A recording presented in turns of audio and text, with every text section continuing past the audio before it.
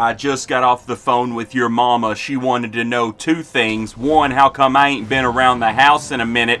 I said, you ignorant bitch, you forgot to put minutes on my bus pass. How you expect me to get anywhere? And second, she said, my child won't stop crying uncontrollably.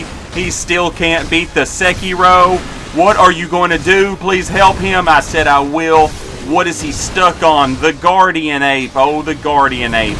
We're going to use the flame vent in the first phase. You can also use the firecrackers. You can do whatever you want. Honestly, the flame vent sets him on fire. He burns a little bit, but it doesn't do a whole lot of damage. When he takes a big dump, a big shit about like you, and he just chucks it around the arena, you want to run into it. Run toward the big shit, because that's technically the farthest place away from it you can get. It's like the eye of a hurricane, only the hurricane is a bowel movement. Whenever the big monkey does his big grabbing arm with the left arm, if you bait him closely by staying near him, he will throw a big fit laying on the ground, kicking and screaming like mama didn't make the tendies tonight and he has to eat spaghetti. It's a pretty simple strategy. You want to bait that but not be so close to it that it actually hits you. Are you even paying attention right now? Because boom, there it is. And then, oh, the tendies, mama, mama, mama. That's you. That's you throwing a fit in the middle of this big stupid arena, and I'm going to whip your ass. You just take a shit and chuck it around. You don't know, wiping your own ass, sticking a finger up there. Don't know anything about toilet paper. Don't be afraid to jump over the grab attack, you Nimrod. That's the only way you're going to get away from it.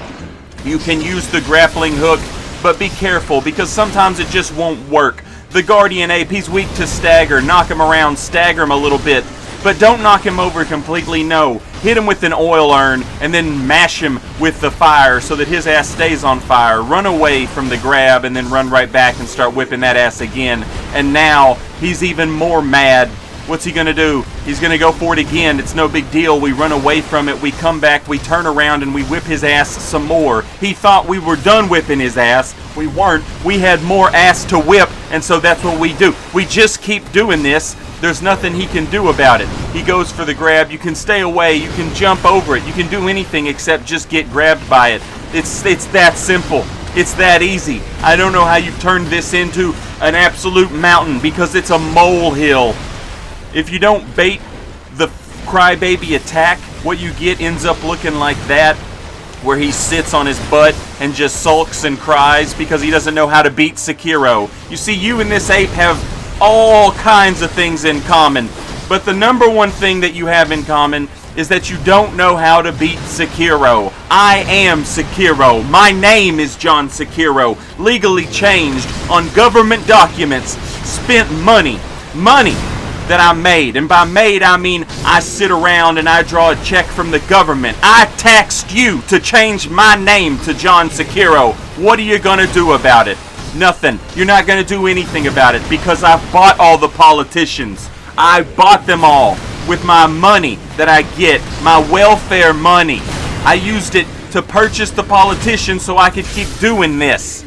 And then I cut off this monkey's head with a Murakumo because I'm Skitter the tryhard.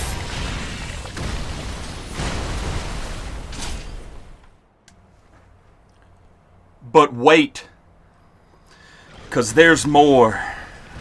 Saint, when is Bloodborne coming to PC? Never.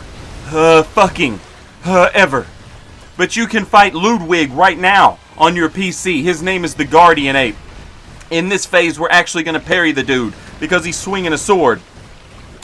Now, he also has his monkey scream where he goes...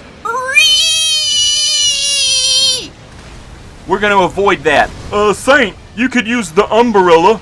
You could use the umbrella, Ella, but I'm not going to.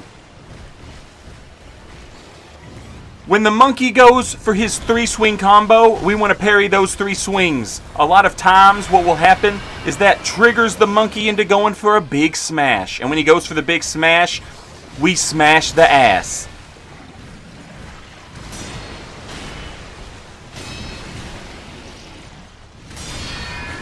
Now we want to use the spear twice. We pull the centipede out of the monkey, and then we beat on his ass, and he's mad about it. You also might have seen me using Mortal Draw, or empowered mortal draw. You can use that, and it does good damage to the monkey.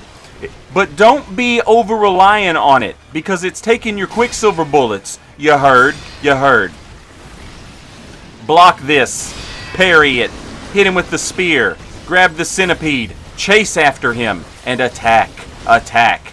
You can stagger the monkey again in this phase, but it is much less reliable, so don't be counting on it. You see, the mortal blade, it kills things that cannot be killed, things that are infested. And this monkey has been infested. So it does damage against the monkey, which is nice. It's good, it's nice. You'll notice I took chip damage there when I didn't perfectly deflect that attack. And that is because I am playing with no Kuro's charm, something your casual ass doesn't even have to worry about. I'm also rocking that demon bell. A ding, a ding, a dong. The ape is no more. We pull out the centipede and we chop him. We just chop that centipede up. Why aren't you eating centipedes and worms, peasant? If you would eat centipedes and worms, global emissions would go down. Don't you want global emissions to go down, peasant? Eat the worms. Stop using your inhaler. Respect the government. Now, we need to eavesdrop on Kuro. He says, do what must be done. Now, he learned it from you, Dad. He learned it from you. Hearing him say those words will trigger new endings for us. But first we must speak to Emma. And we say, look, I feel bad because this little child heard me saying things and he repeated the things that he heard me saying and he thinks that he has to chop his own head off. Maybe he doesn't need to chop his own head off. I mean, his haircut is right for it. And if you listen to him in the English dub, you kind of want him to cut his head off. But that is not the way.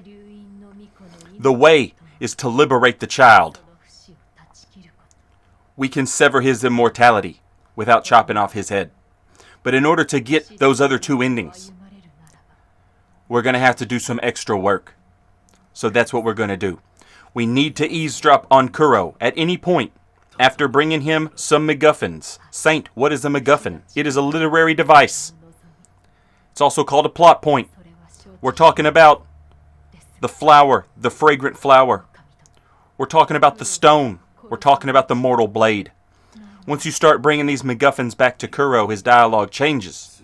Keep eavesdropping on him until you hear him say the words, do what must be done. Then go talk to Emma. You're going to be talking to Emma a lot because the two of you decide that you're going to keep this from Lord Kuro. But Lord Kuro cannot be allowed to die. That's your mama. And you're Lord Kuro. And I'm Sekiro. You know, one thing we often complain about in From Software games is how a lot of the end of the game always feels rushed. Lost Izalith isn't as well designed as the Undead Burg. We know it. We all know it. Dark Souls 2 features an elevator inside of a poison pit going up a volcano. Feels rushed. Dark Souls 3 Profaned Capital. What the hell even is that? Feels rushed. In Sekiro, they learned their lesson. They didn't rush the last part of the game because it's the first part of the game. They just reused it and they changed the enemies around. And now you have the ability to swim. So your exploration is different. This is genius. You're exploring the same area, but the enemies have changed. Things are different. The more things change, the more they stay the same. Like rain and pain inside my brain. That's right. I found the lyrics you wrote for your high school metal band. Get a fucking job. We need laborers. Because somebody in this godforsaken economy has got to pay for me to draw welfare so that I can legally change my name to John Sekiro. As we explore around, we will notice there are new bosses in the areas. Some places where there were already bosses, now there's new bosses. Some places where there were no bosses, now there are bosses. We want to take out this giant. We hear him making that noise. Mama had to chain him up in the basement. I can't beat Sekiro. Oh, Mama. Oh, bring me tendies. Oh, Mama. Mama, Mama. We're going to drop down and do ninja shit. Verticality. After that, we're going to do some ninja shit and fight this giant, this chained ogre, just like we did every other chained ogre. From Software was nice. They came in and they nerfed the chained ogre. They patched the chained ogre. They nerfed him for you to make him easier. They gave him the red eyes. He don't like the fire. So we can use the fire now. Again, we can hit him with the oil urn and we can use the flame vent and boom, his ass is on fire and he's taking constant vitality damage. And that constant vitality damage is constantly eroding his posture. We can hit him with the flame vent. It doesn't set him on fire, but it still freaks him out. He doesn't like it. And if you hit him with it twice, then it sets him on fire. So you have all of the things that you need, okay? You can use the oil vents. You can not use the oil vents. You can do a combination of using oil vents and not using oil vents. But at the end of the day, you're just mashing attack, and you're just beating his ass. And the only thing you're trying to dodge is that grab. Now, you can try and parry the drop kick.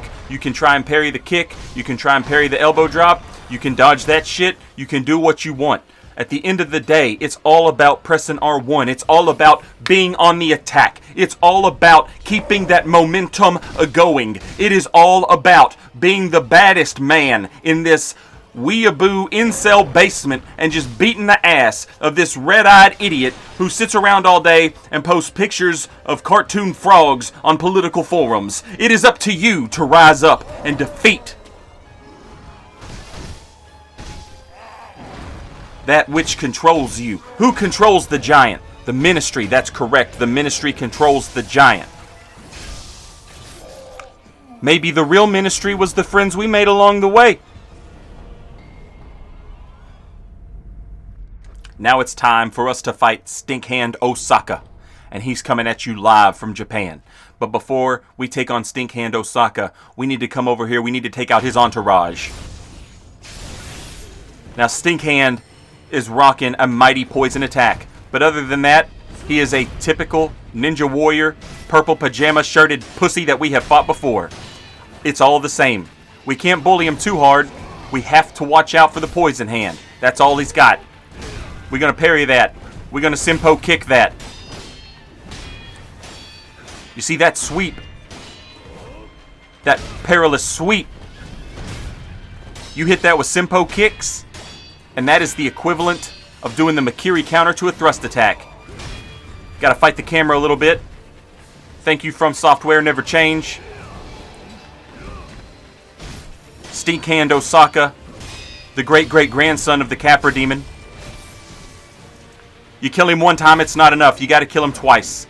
Now, the Hyper Armor kick. Let me tell you about the Hyper Armor kick. He'll come out of nowhere with that Hyper Armor kick. And if you hit him and you think you're bullying him, he'll hit you with that Hyper Armor kick. He just hit me with that Hyper Armor kick. That's what I get for not respecting this Stinkhand Osaka.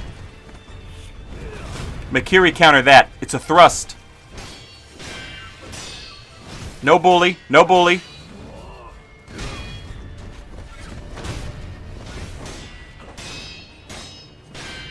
No bully. Dodge the stink. You gotta dodge the stink hand.